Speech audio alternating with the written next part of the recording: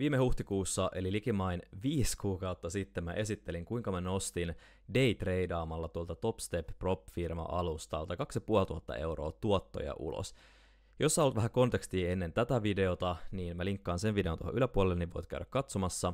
Ja sillä videolla mä esittelin sitten vähän jatkoa, eli mun oli tarkoitus lähteä treidaamaan nytten 5 tilillä siellä Topstepillä, eli 250 000, kun on 50 000 tilejä kertaa 5 kappaletta, ja tää vastaa semmoista 10 000 dollarin treidauspääomaa, jos se olisi niin kuin ihan oikeata käteistä rahaa tilillä.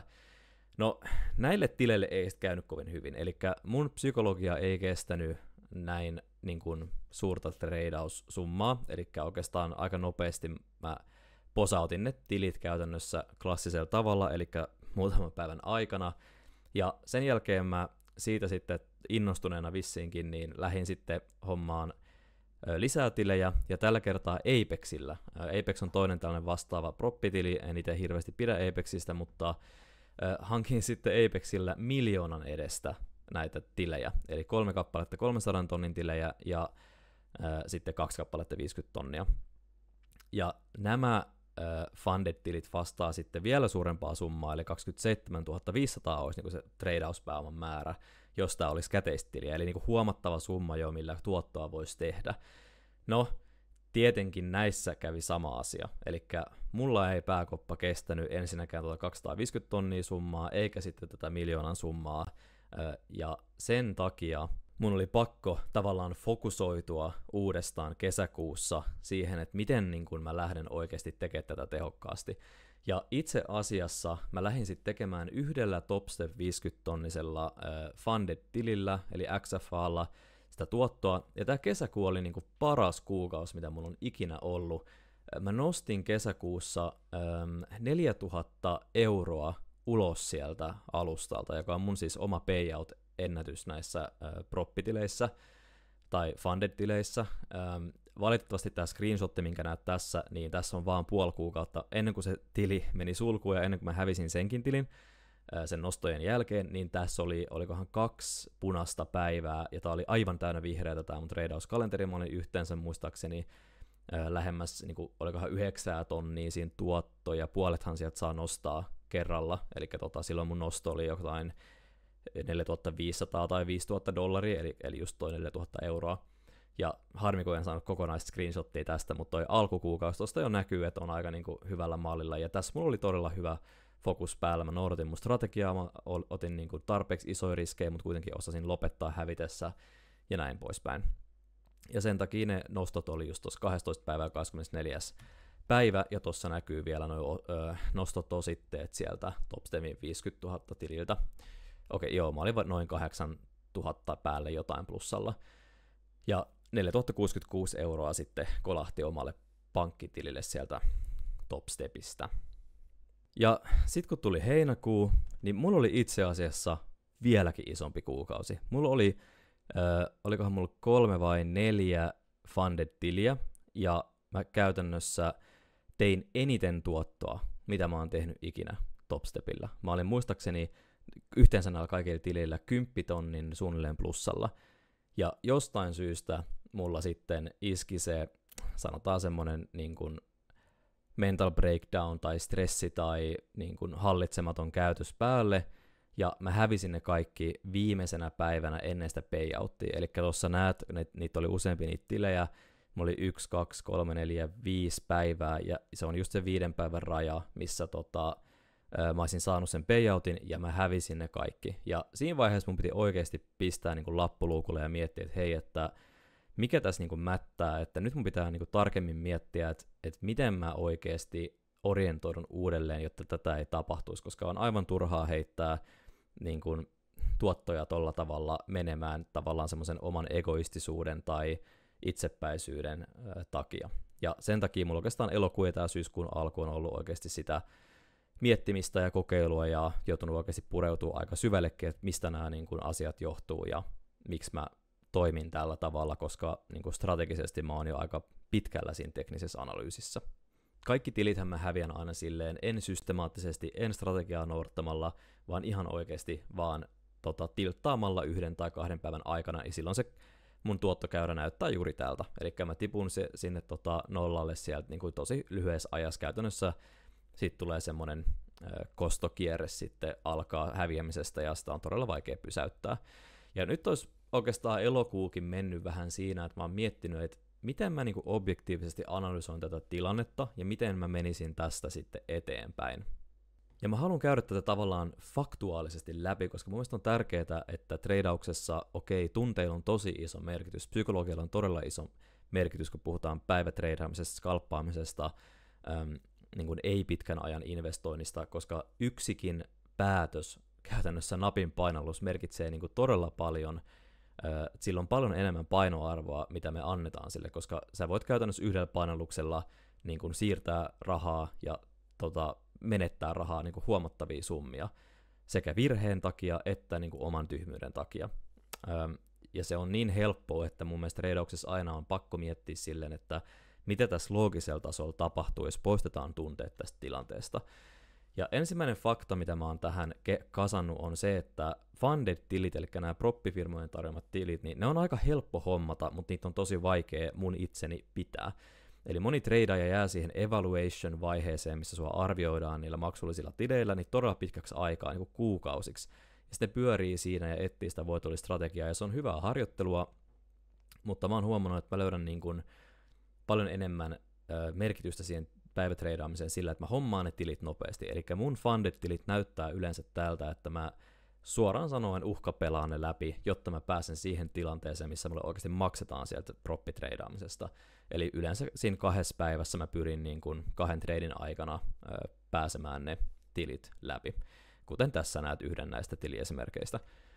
No toinen fakta on sitten, että mulla tekninen osaaminen on aika hyvin kunnossa, mutta sitten tämä riskinhallinta ja overtrading on lähes aina se tilien päätepysäkki. Tuossa alla sä näet yhden mun viimevuotisen harjoittelutilin, eli jo viime vuonna mä pystyin pitää kuukauden aikana tommosen $20,000 tilin itselläni niin kuin kasassa ja nostamaan sen tuottoa siis niin kuin kaksinkertaistin tilille, eli 20 tonnia tuottoa 20 tonnin tilille on niin kuin todella paljon. Se on tuplaaminen käytännössä kuukaudessa, mikä ei ole realistista pitkässä juoksussa, mutta mä pystyn siihen teknisesti ja sen mä tiedän. Se ei mulla ole niin kuin asia, mitä pitäisi kehittää enää.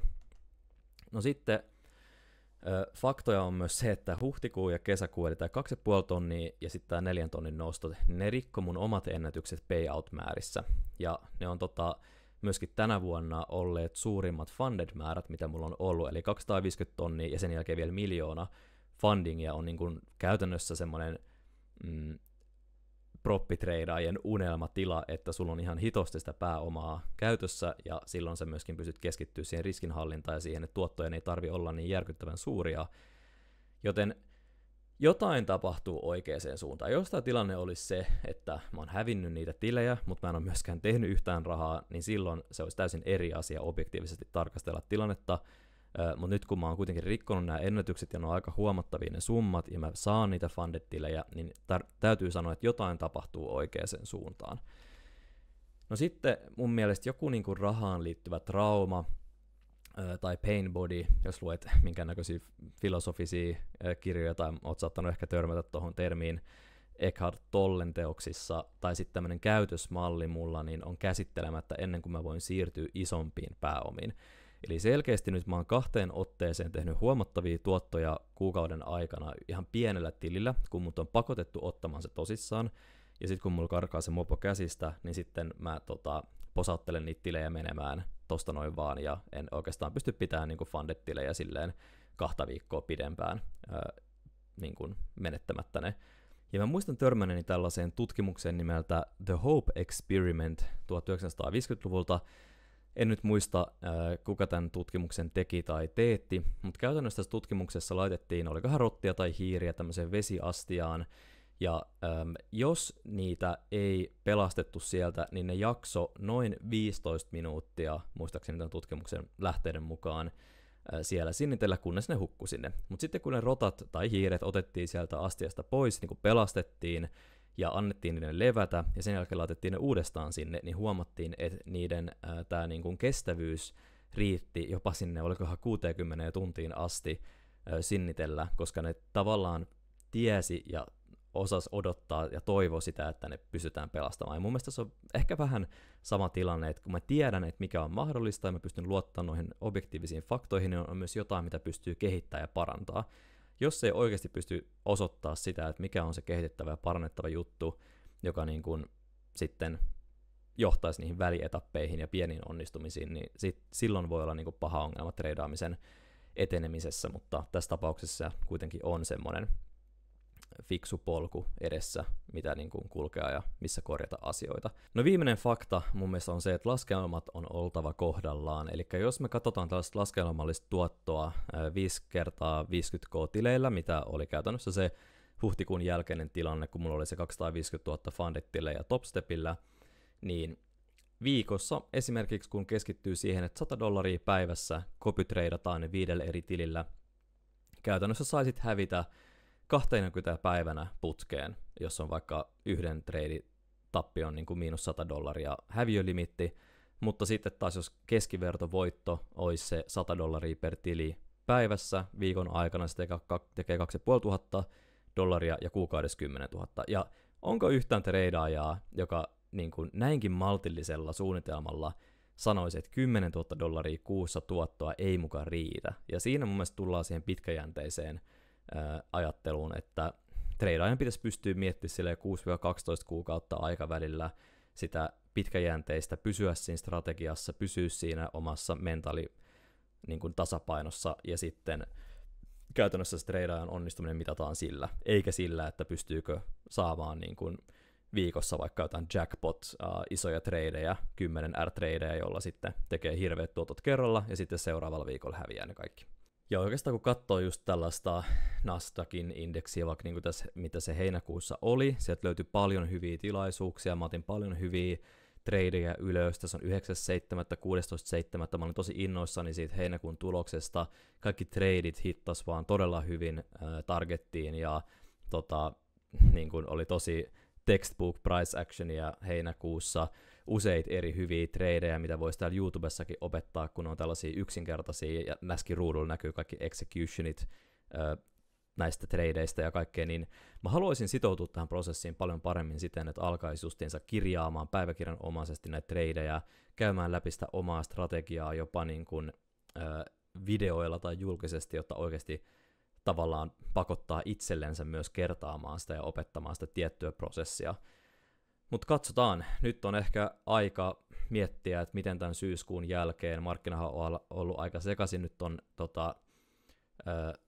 rate decisionin takia, mikä kohta tulee, että nyt ei ole kovin hyvä aika treidata indeksiä, etenkin kun ollaan all time highssa, too high, too long, too bullish, too short, niin kuin sitä sanotaan, niin katsotaan, miten lokakuussa jatkuu. Ehdottomasti ideana on jatkaa proppitreidaamista, jakaa siitä sisältöä, tehdä trade recappeja, käydä strategiaa läpi ja niin edelleen. Mutta tämmöinen tilannepäivitys tähän väliin, oikeastaan todennäköisesti paluu sitten lokakuussa ulkomaanreissun jälkeen tähän kuvioon ja katsotaan sitten, miten siitä eteenpäin.